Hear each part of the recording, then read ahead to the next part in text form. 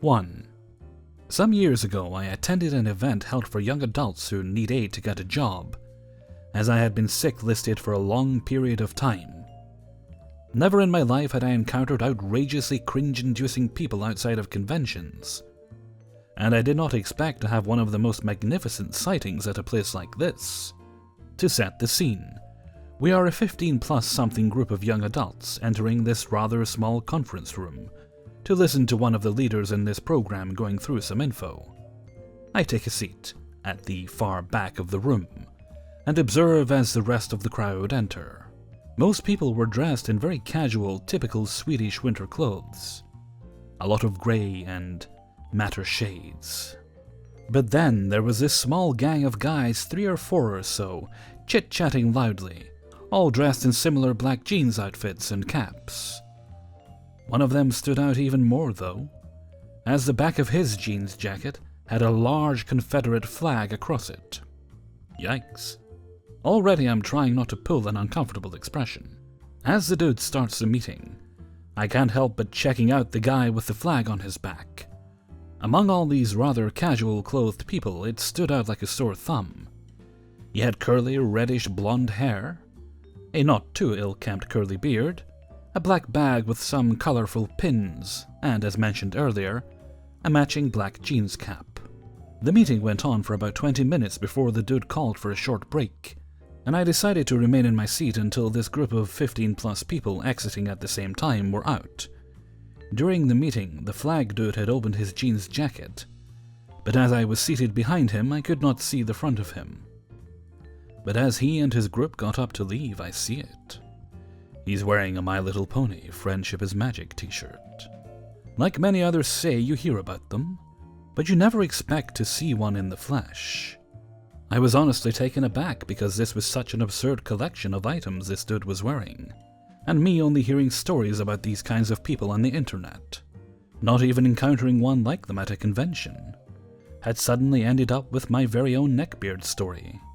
In no way as bad as other encounters, no flirting, no super obnoxious comments, or your typical neckbeardiness, but goddamn was it a sight. 2. The titular Metalbeard. He wasn't huge, but had a beer gut going on and a scraggly beard. He was around 5 years older than most of us. As the name implies, he's a huge metalhead. Rocked up to the party with an Avenged Svenfold t-shirt and a leather wristband. Myself, your average guy who hasn't quite left his emo phase, and only mentioning this because it plays into the story, struggling with his gender identity. Also a pretty big lover of metal and the billions of subgenres. Hi. Ashley, my girlfriend of almost 4 years. Friendly and talkative, and also pretty awkward. Isn't super comfortable around new people thanks to her social anxiety. Meg, my girlfriend's childhood best friend and the host of the party. She's pretty friendly and approachable, but that doesn't mean she's shy or quiet. Work colleague of Metalbeard. Jackie, one of Meg's friends. She's a lesbian, again, it comes up later. And the one who took the most offense to Metalbeard. Pretty open and understanding when you get to know her. If she doesn't like you, you'll know it. Kyle, Meg's slightly older, welcoming friend. He's kind of eccentric and very supportive and protective. He's also gay, which isn't super important, but it gives a little context to something later on. Lucy, another childhood friend of Meg and Ash. Kind, peaceful, laid-back pot smoker and vegetarian. Easy to get along with, not super crude or vulgar, but doesn't push her values on anyone else. Thankfully, because we all had the mouths of sailors. Matt, Meg's older brother.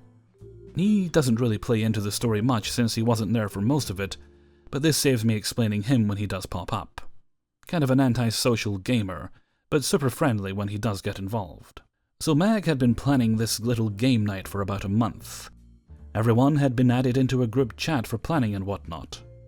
A couple of weeks ago, Meg tells us about a guy she works with who she'd invited. Mostly because he overheard her talking about it and asked to come. She was too nice to say no. He wasn't added to the group chat with the rest of us. Any and all updates on him we got through Meg. She didn't really want him there, to be completely honest. Thought he might have a crush on her, which he denied, and I'm not super happy with how she handled the whole thing, but that's neither here nor there. Fast forward to the actual date. About a half an hour before we were supposed to leave, we get a message from Kyle saying, "Metalbeard's here, come over now." Metalbeard had turned up early, so it was just him, Meg, and Kyle at her house. So we hopped in a taxi and got over there to find them all huddled in Meg's kitchen. We were going to drink that night, but had to bring our own stuff, most of us opting for cheap wine except for Metalbeard. When we got there, we saw him with a bottle of Jack Daniels, already about quarter empty. Meg had told us he was quiet, so I guess the preemptive drinking would explain why he was talking their ears off loudly. That probably should have been our first red flag, but at first, he didn't really seem all that bad. He was friendly, if a little loud, not unlike most of the group, so whatever. Struck up a little conversation about music, it was all fine. In hindsight, it was a little weird that he only talked about himself, his job, his musical taste, his friend, his education, etc. When we moved out of the kitchen and into the front room, I ended up sitting next to him, and over the course of the night, I had been left alone with him more than anyone else when the others would go outside for smoke breaks or whatever else. This is where my alarm first started sounding. Only a few minutes into our conversation, he starts talking about this man-whore of a friend, who passed this trait on to Metalbeard. "Yeah, I've got 3 girls going. One of them lives on this road. I've got a 50-year-old on the other side of town. The last one's a single mother, but that one looks like it might turn into a relationship. So I'm probably gonna drop her." I'm no prude, but a conversation talking about someone's sexual exploits doesn't exactly entice me, so I just gave one-word responses.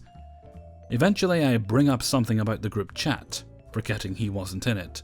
"Oh yeah, Meg says I'm not allowed in cause everyone's nudes are in there or something." They weren't, although Meg had sent a semi-nude picture for some reason and didn't want him to see. "So when you can, add me into it. My name's Metalbeard, my picture should be me with my bass or something." Ew, no. I'm not going to give him access to something like that when Meg explicitly stated she doesn't want him seeing it. Not too long after that, Metalbeard starts talking about his friend having his kids taken off of him. Then 2 days later, they went on a coke binge. I've never dabbled in drugs, so someone will have to tell me whether 5 grams between 2 people is as much as he made it seem. Jackie overheard, and while I obviously can't depict it through text, the face she pulled absolutely killed me. The entire time we were there, Meg was playing music from her phone through a Bluetooth speaker. Her music taste was pretty varied, and there was something there for everyone. A little bit of early 2000s pop and rock, some metal hardcore, some trap, hip-hop, K-pop, but mostly EDM or house music. My favorite genres may be metalcore and K-pop, but I can listen to pretty much anything. Swap out the specific genres and that statement can go for anyone in that house. At the very least, they respected that if there was a song they didn't like, someone in the room was into it, so they'll shut up and let them enjoy it. Except for Metalbeard, of course. The most annoying example of his musical elitism came pretty early on when a dubstep song came on. "What the hell is this shit? Matt, can you play some metal or at least something decent?" Jackie said, "If you don't like the music, you can go." I don't know if Metalbeard heard her, but he never reacted. Instead, he kept going on about how this wasn't real music, it's just noise. He then turned to me and proceeded to obnoxiously imitate the music, screeching loudly over the song. When it did finally change to other songs, he'd still complain. At one point, the sound of silence came on. I think Meg may have put it on as a joke. "Can you at least put the disturbed version on?" He didn't really complain too much about the music after that. Either he got too drunk to care, too loud to hear it, or we got lucky and he actually enjoyed the rest of the playlist. The last musical run he had was with me. Yay, Come On Eileen was playing, and he mentioned something about them being from our town. Really? I always thought they were Irish. Honestly, I didn't care.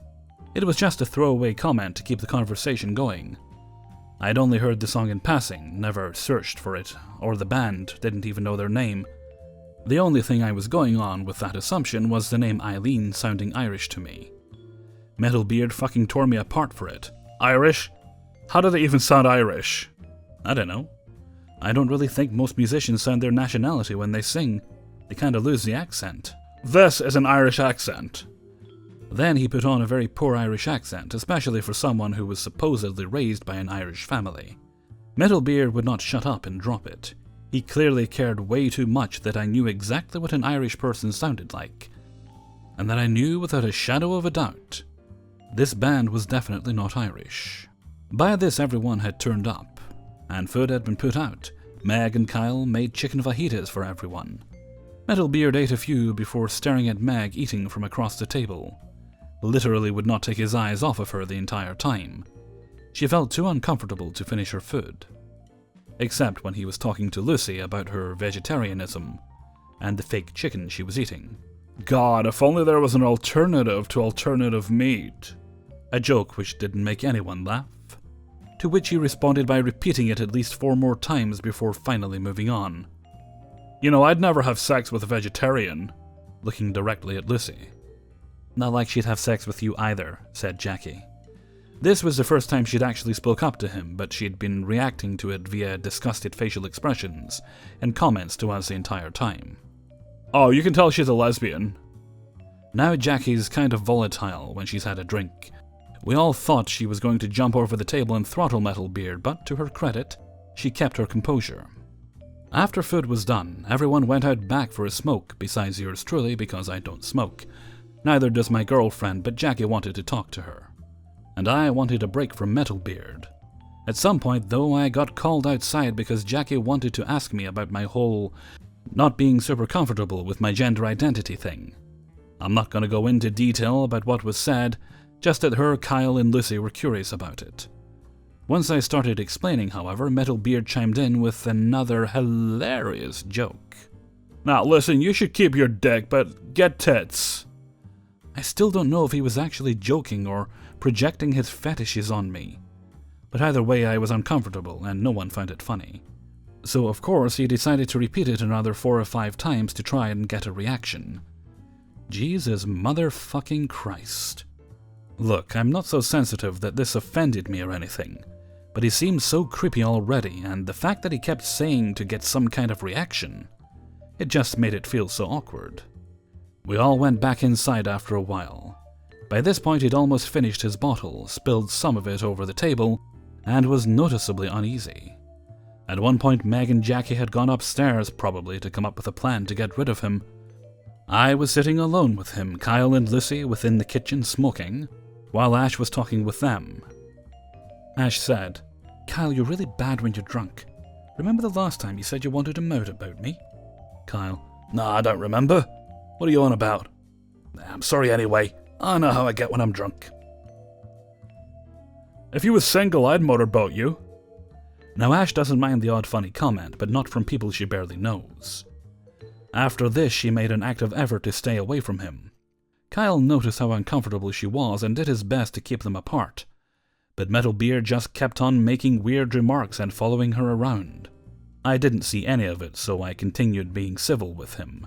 You can bet I wouldn't have taken it lightly if I had known. Whenever anyone, mostly Kyle and Jackie, told him that he was obviously drunk and should probably head home, he'd just respond with, listen, I've been way worse than this and ended up fine. Also something about him being Irish, which is another thing he wouldn't shut up about. Ash and Lucy made a joke about black parents beating them with a slipper or a belt. Both of them come from mixed families, so we're all on the same page. That's a luxury in an Irish household. You know you're in deep shit when your Irish mom has to get the wooden spoon. Again, he repeated variations of this over and over to get some kind of reaction. Now his speech was incredibly slurred and he was practically shouting everything. Ash, who has actually suffered some familial abuse. My mum tried to suffocate me. Fuck, that was blunt. I think she just wanted to make him feel awkward and finally shut up, which he did. For a little while. It felt like an eternity of silence before Meg and Jackie came back. Kyle and I were just chuckling at each other from across the table. Lucy and Ash were laughing at Jackie's eye-rolling and scoffing whenever Metalbeard talked. I think Meg had resorted to laying down on the couch behind Jackie's so she didn't have to look at Metalbeard anymore. My memory gets a tad fuzzy around here as, sometime before we actually started playing our first game, Jackie tipped what remained of Metalbeard's last drink away while he was outside. After that, she'd been left alone in the front room with Metalbeard, being the most annoyed with him, and the most forward, I guess. Meg must have asked her to get him to leave. "So, what time's your bus coming?" No subtlety, we almost died laughing in the kitchen. "I'm not leaving yet, it's only 9. "I think you're drunk, hun. It's 11:30.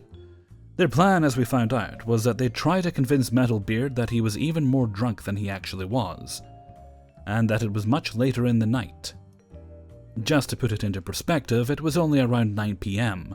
We convinced him it was almost midnight. It didn't really work at first. He tried checking the time on his phone, which he obviously couldn't see clearly. We resorted to just starting our game. Never have I ever, giving him an empty cup which he actually took a drink out of every time he had to drink. Between every round, we couldn't help snickering at how defensive he was every time someone told him that he was too drunk. Things escalated kind of quickly. Everyone told Metalbeard that he was way too drunk at some point or another, but the last one was Meg. "Look, Metalbeard, you're wasted. You're pissing everyone off because we can't do anything while we're babysitting your drunk ass." "Ah, fuck off." Meg can take a lot of shit, but that sent her over the edge. "Did you just tell me to fuck off in my own house?" Everyone else was silent. You could hear a pin drop. "No, sorry, that's not what I meant." "That's a piss take. You don't disrespect someone in their own home." "I think it's time for you to go home, Metalbeard." Everyone besides Metalbeard, Ash, and I went outside. I'll admit I felt sort of bad for him, and would have felt even worse if I just left him alone. After it had all calmed down, Matt came downstairs and we told him everything. He told Metalbeard that he was out of line and needs to leave, then stayed downstairs with us all until Metalbeard left. "Did I really tell her to fuck off?" "Yeah, that's what I heard." "No, but I didn't mean it," Ash said. "But you still told her to fuck off. That's not exactly nice, is it?" She got up and left Metalbeard and I at the table. Every few minutes she tried to wave me over and join everyone in the back garden. Metalbeard wasn't even talking at this point, he just kept staring at his phone. "I've got to work tomorrow at 12, so I should probably go home." "I think that'd be for the best, yeah." I finally got up when someone out back called me over before asking if Metalbeard was leaving. He sat still at the table for a little while until his bus was due to turn up, then he left. Jackie said, "Good, see you never." That wasn't exactly the end, though. About half an hour later he sent Meg a text saying something to the effect of, "If you don't want things to get loud, then you shouldn't have invited an Irishman." Meg sent two back, "Not the point. Don't disrespect me in my own home.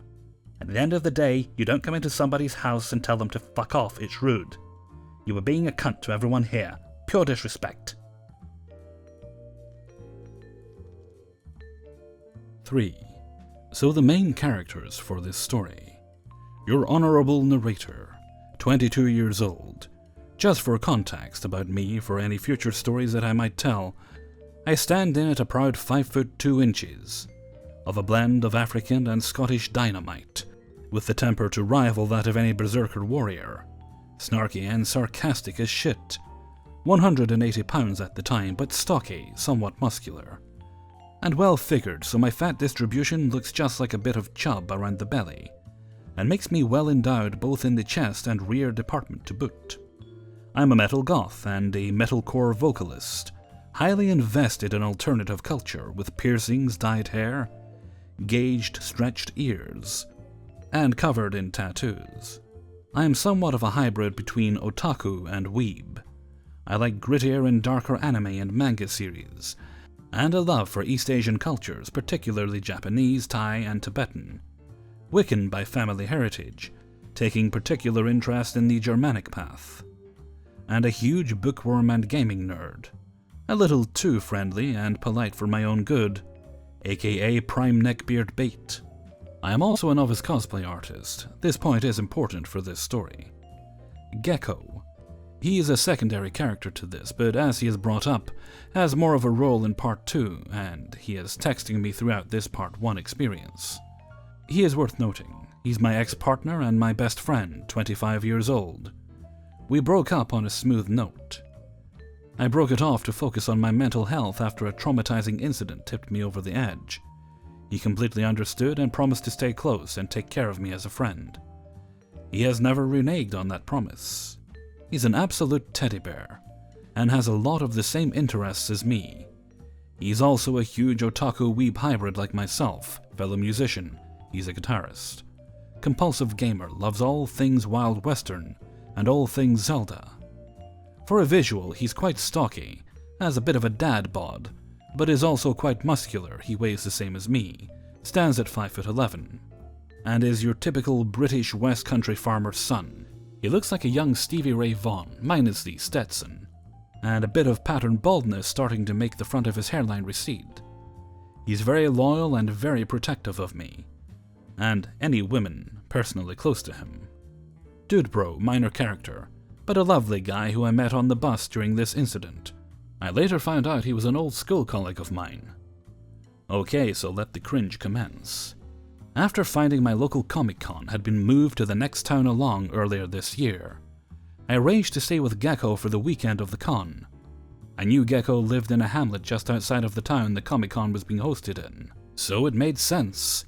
We could travel to the con together via the Connection bus service. As mentioned above, I'm a novice cosplay artist. Cosplay has been an interest of mine for a couple of years now, and was super stoked when I had spent weeks compiling a suitable cosplay that made me look presentable enough to take part in the con's cosplay contest. So I had settled on a quite tasteful Mad Hatter gender bend. My costume had been half tailored, half bought. A pretty modest green and purple over bust corset, a tailor-made plum skirt repurposed from old linens, knee-high striped socks, little dolly heels, and finished off with a homemade bow tie, and a decorated, slightly crushed top hat. It had been crushed at a popular metal festival the year Guns N' Roses had played. Trust me to dive into a mosh pit with a top hat on. I had managed to stuff my outfit into a soot bag, all apart from my shoes and my top hat, which I wore proudly in public. I had thrown on a pretty simple bottle green skater dress, leather jacket, and some plain black leggings for the journey, so that my hat looked a little out of place. Oh well, I was prepared to travel in it. And in this travel outfit, along with my soot bag, my weekend bag filled to the brim with my weekender gear, plus all the extra mini pieces for my cosplay, I trundled onto bus number 1 of my 3-bus 2-hour journey to my destination. For a little bit of context, I live in Midwest England, not too far from the Cotswolds area, so a lot of smaller towns, villages and hamlets are dotted sporadically between the major towns and cities. Bus routes between the towns and villages are a pretty complex network, and some bus routes can take anywhere from 15 minutes to 3 hours. Bus journey number 1 was just a 10-minute journey from my house to my town centre bus hub, so it was fine enough. Just a few of the usual characters that I was used to for the bus ride. A few of the regular oldies commented the usual little quips about me being eccentric and unique. It was expected when I usually dressed like I either stepped out of the pages of an Edgar Allan Poe novel, off the set of Mad Max Fury Road, or was rejected as the last member of the Sex Pistols. Some of them were amusing to talk to, and really enjoyed seeing me dress in all my crazy clothes. One lovely old grandfather who regularly takes his 2 nieces out on day trips even joked, "Where's the tea party at then?"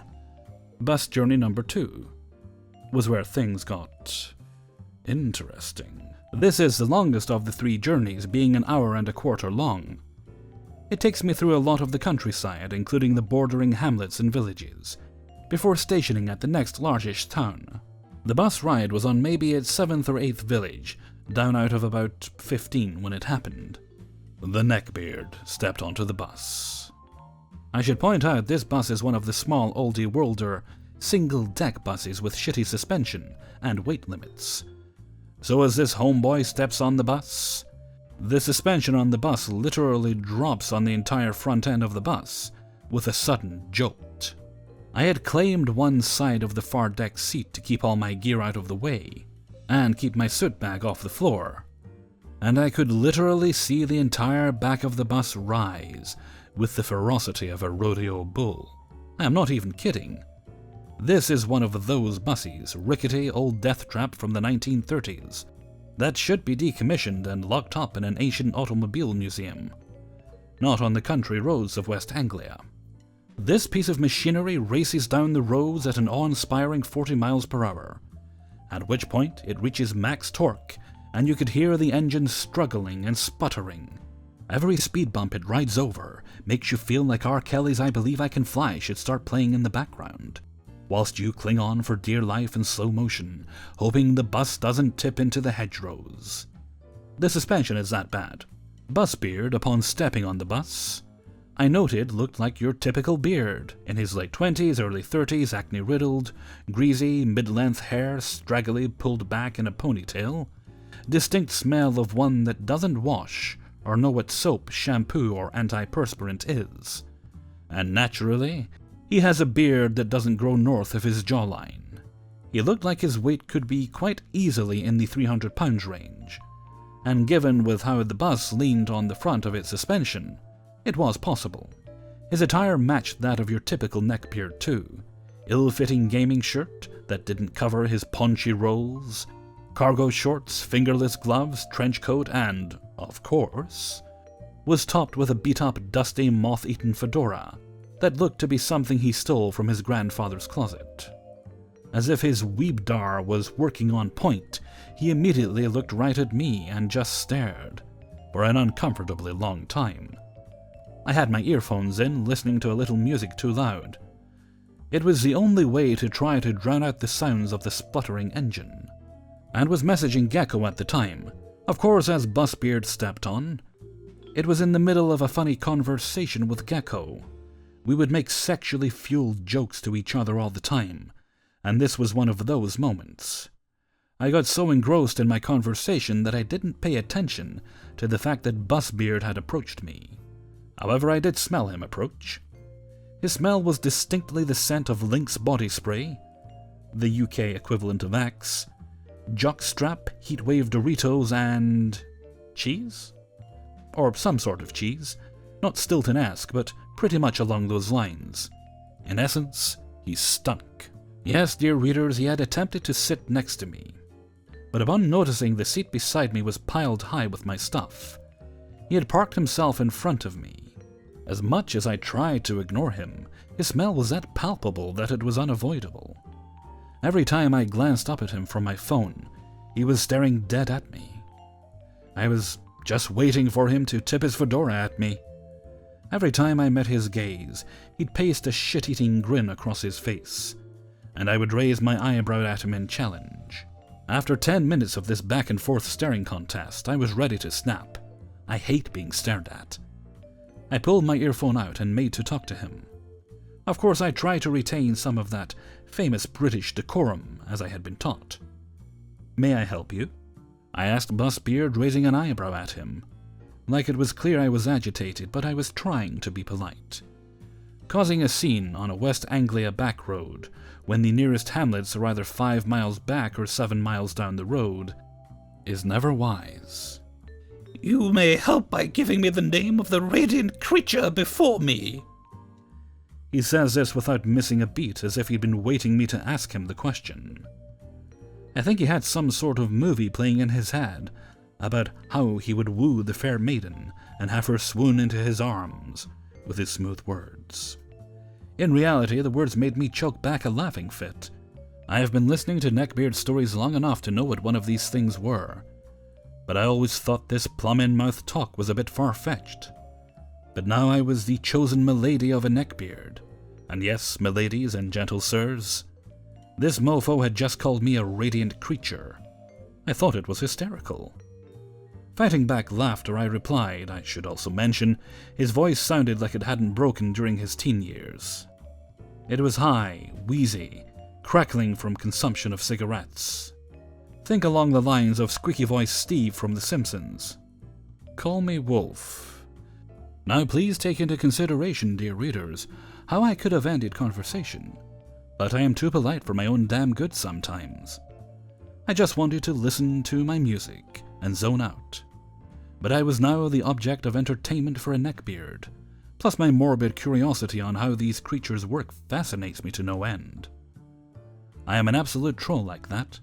It seems to be a family thing. My mum is just as bad. and I wanted to milk this baby for every drop of his disgusting personality. I wanted to push his buttons. "Well, milady, I'm Busbeard." He announced this as he tipped his fedora, and this is where I felt my evil little heart flutter with glee, because I knew I could have some fun at his expense. Before I could begin on my troll role, Busbeard eyed my soot bag, saw my costume through the clear plastic and asked, "Will you be attending Comic-Con?" Yeah. "You will be cosplaying as a very fetching Mad Hatter, I take it?" He continued, pointing at my hat. I simply nodded, as was now texting Gecko furiously. "Alert! Alert! I have come in contact with the species known as Neckbeard."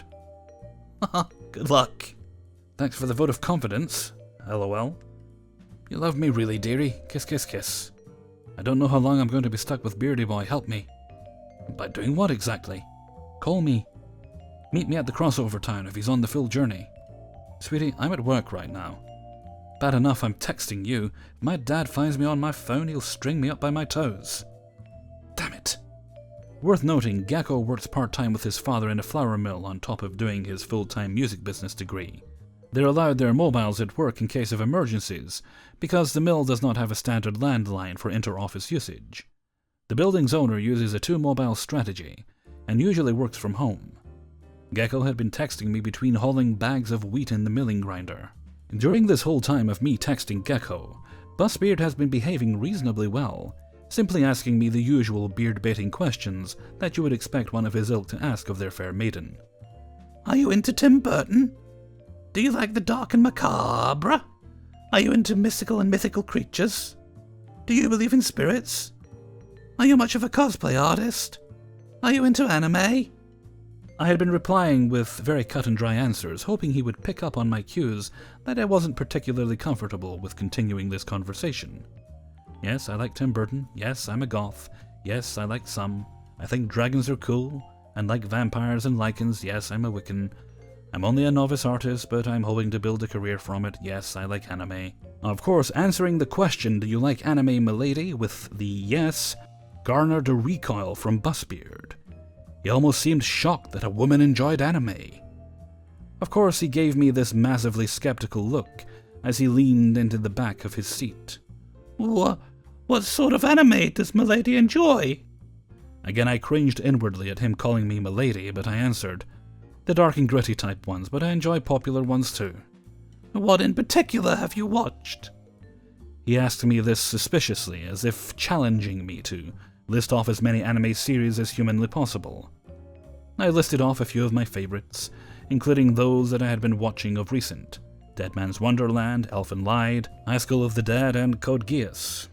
Busbeard scoffed incredulously. I gave him a funny look, obviously, as the last thing I appreciate is having my taste scorned by a self-professed elitist. I deal with this shit almost yearly at metal festivals, where you have those few devout black metalers that turn their noses up at my musical tastes as being poser, because I have a huge lady boner for Corey Taylor. I don't care what anyone says. He is gorgeous. You can fight me. Naturally, upon Busbeard scoffing at me, I raised my eyebrows at him and stared him dead in the eye, challenging him. "Oh, it's nothing," Busbeard replied to my expression, shrugging. "It's just I find it interesting how such a lady as yourself would be able to watch something as complex as Code Geass. It is very politically nuanced, and to think the feeble mind of a woman would be able to understand how deeply ingrained real-world politics are in the series is laughable. You probably just enjoy drooling over the enigma that is Lelouch." For those not familiar with Code Geass, a brief summary. The protagonist of the series is called Lelouch Lamperouge, an exiled prince of the Britannian Empire and leader of the Japanese rebellion under the alias Zero. The entire series is based on an alternate timeline in which the British Empire won the American Revolution, but lost the Napoleonic invasion, making our well-known USA a land of British rule called Britannia, and eventually the center of a global empire of which Japan was claimed as Area 11. So yes, it is a very politically heavy series with a lot of relatable nuance about national pride, identity politics, racism, classism, and the art behind war politics and rebellion. I enjoy the political motives and the commentary it provides on warfare and caste loyalty. I also enjoy the fantastical elements behind it, including the idea of Faustian deals with the devil, the gas powers, and the technology of sci-fi proportions. Rightly so, I was somewhat insulted by this, not so much over him judging my choices in anime, but more of the fact that I didn't appreciate outright insinuation that I was intellectually inferior based on my sex. So naturally, I protested straight back to him with, "And what exactly does that mean?" I asked this with a cold, calculating tone so as not to cause a scene. But I was annoyed to the point of wanting to end this. Busbeard looked amused as he replied with a shrug. I'm just saying that women aren't as politically intellectual as us men. Well, I guess we're both statistical outliers then, because I enjoy political discussion, and discriminatory behavior has a direct correlation to low IQ. I appear to have caught Busbeard off guard as he started to sputter and turn red. I also appeared to have another ear listening in that I caught off guard, as the young man who had just got on a few stops back and sat across from me at the other window spat his drink out and burst out laughing. This, I later learned, was Dudebro. Busbeard glared at Dudebro, but I couldn't help now feeling confident enough to start the troll roll. I waited patiently, arms folded and ready to strike the next time Busbeard opened his mouth. But he just sulked and turned away from me for a few minutes. There was silence all the way through the next 2 villages, and I went back to listening to my music. But as the Trundle bus pulled into village 13 of 15, I received a call from Gecko. He had just finished work and he and his father were grabbing a takeout from their local Chinese place. So they wanted to know what I wanted. The menu was just the typical stuff and I settled on my usual: chili beef, chicken satay, and pork chow mein. Yes, I eat like a motherfucker when I'm with Gecko's family. And we would all pull in and share the food between us. Just meant more work for me at the gym on Monday. I ended the call by saying "love you, hun" to Gecko. It was meant as platonically as possible. But Busbeard just heard me say this to someone he didn't know, and immediately jumped to conclusions. So you have a boyfriend, I take it? Busbeard seethed at me. I wanted to say no. I am a single Pringle. But I figured this was Loki blessing me with a chance to keep the troll roll going. Yes, that's my boyfriend I was just talking to. Problem? I bet he's a dumb asshole with no personality who abuses you. You deserve a nice guy like me. Thank you, Odin. The line I was waiting for. My perfectly calm response. If you're a nice guy, then I'm Bayonetta in the flesh. Cue Dudebro opposite me snickering again. And trust me, honey, if you think you're a nice guy, my boyfriend is Archangel Gabriel in comparison. He wouldn't hurt a fly unless they went for me, and he's got an amazing personality, which is what separates him from other self-proclaimed gentlemen like yourself. And guess what? He gives me good loving. Oh boy, I was unleashing the beast. Busbeard went red and then purple. He looked like Violet Beauregard from Willy Wonka in the scene where she turned into a giant blueberry. Dudebro was howling at this point, causing nearly everyone on the bus to look back at him. And then me, and then Busbeard Beauregard in front of me. A few younger patrons smirked and then turned back around. The elderly patrons just shook their heads. Busbeard looked over at the dude, leering at him with what I could only imagine was his attempt of looking dark and intimidating. It was pathetic. What are you laughing at, Chad? Busbeard whined at Dudebro. You? Getting verbally assassinated? Dudebro wheezed out between panting laughter. I smirked, not even hiding the fact that I was getting a sick satisfaction from embarrassing Busbeard. Well, apologies, asshole. But I was talking to this slag before you. Busbeard's hands flew to his mouth. I think he had just realized he made a major whoopsie. I was trying not to cry with laughter at this point and immediately shot back. Oh, so now I'm a slag.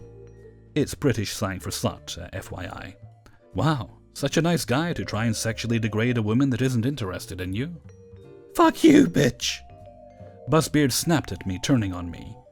I was hardly scared of him. I could beat him in fisticuffs easily enough. His weight was his biggest disadvantage. I am already being fucked, and not by you, thank Odin, I quipped back. Not even skipping a beat. Dude Bro was laughing so hard he nearly fell off his seat, clutching his stomach. Busbeard was livid. By this point, the trundle bus was pulling into Village 14. Busbeard realized it was his stop, and before anything else was said, he waddled off the bus, flipping me the bird as he went. Dude Bro and I looked at each other incredulously before bursting out laughing again. We spent the rest of the journey to the final destination talking. This is where Dude Bro couldn't help introduce himself, compliment me, and move to sit in front of me.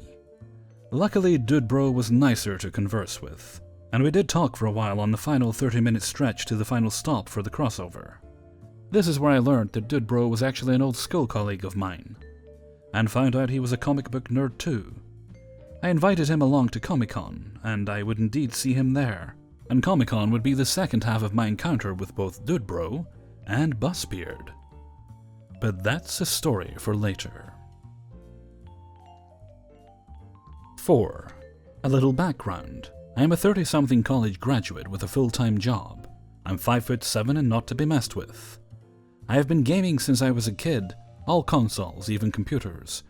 Currently I like the Xbox One. No hate on anyone else though, to each their own. But on to the story.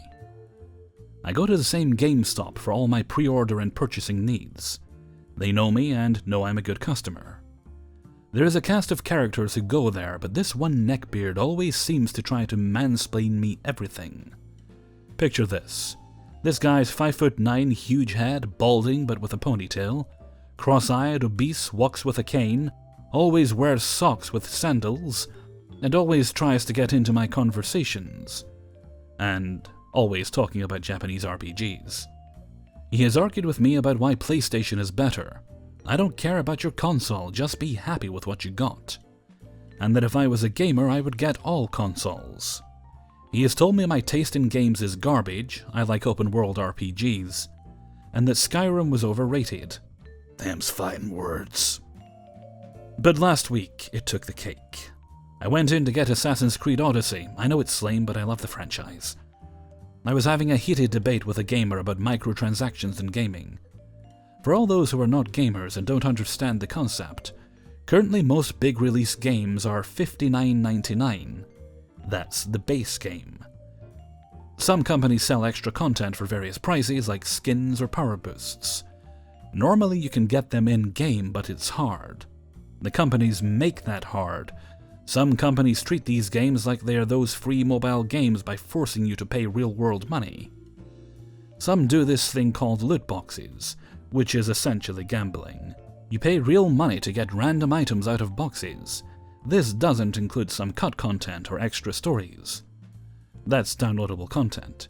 Sometimes it's extra characters that should have already been in the game. This guy interrupts my conversation by jumping in saying that you don't need to pay for loot boxes, and that you can grind, earn by experience, the extra content. To which I say that's bullshit. I mentioned YouTuber Jim Sterling.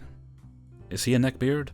I know he has done extensive research on the topic, that it's predatory and that it targets people with addiction and kids. He calls Jim Sterling an asshole. He is. Who doesn't know anything, which isn't accurate. He then goes on to explain how loot boxes work and how it's good for the gaming industry. And if I was a real gamer, I would support it because games are expensive to make. I wave him off and say goodbye to the employees before I leave. I had no energy to tell him off. 5. So when I was in middle school, I was very quiet and was by myself a lot. I wasn't really shy, but I just liked being alone. I had friends but didn't talk to them often, so I spent most of my time drawing. Now, my art back in middle school wasn't that great. In fact, I cringe whenever I find some from that era. But for a lot of my classmates, they liked some of them, so I kinda used drawing to get to know people. Anyway, I'm getting carried away. So one day I was sitting on this metal picnic table in the courtyard, waiting for my bus so I can go home. It's where a decent amount of the kids sat too, so I wasn't entirely by myself. So I am sitting there drawing in my cheap notebook, when this one kid I'm kinda familiar with starts walking up to me. I thought he was going to the people behind me, but no. He stood almost right next to me. If I remember, I was trying to draw this one anime character, since I saw a tutorial of it online the night before, and I wanted to see if I can remember how to draw it. I was too young for my own phone. Anyway, he was just standing there watching me draw, which is something I'm used to. He was kind of fat, hard to tell since he was wearing a jacket, even though I remember it being a warm day. He had really bad acne, not to insult anyone with acne. I still have trouble with it sometimes, but his face looked so greasy. He had short hair, and judging by the height, he was probably a year older than me. I was just focusing on my drawing when he starts bashing on it. Wow, that's really bad. You messed up the eyes. I can do better. I wanted to tell him to shut up and leave me alone, but I am not confrontational, so I ignored him. Apparently he didn't like that and slid my notebook away from me, grabbed my pencil, and tried to draw over the drawing I was working on. What the heck, dude? I told him. He said he was trying to fix it. All he was doing was making awful lines and pressing the pencil really hard. Art tip: when drawing, try not to push the pencil on the paper with the same strength as smashing something with a hammer. It makes it harder to erase. I try to get my stuff back from him, but he moves it away every time I get close. Eventually I got mad. Normally I wouldn't hit someone because I fear the consequences, but this pig got me mad enough to strike at another person, so I slapped the back of his head. It made a really satisfying sound. He stands up, allowing me a chance to get my stuff and away from him. He was angry, but he was really overreacting from that slap on the head. Like, I know I hit him hard, but it's a slap from a 12-year-old. He starts complaining, and I get to the buses as fast as I can. Thank God that my bus actually showed up on time. It's sometimes 10 minutes late. I get on and sit towards the back so he doesn't see me.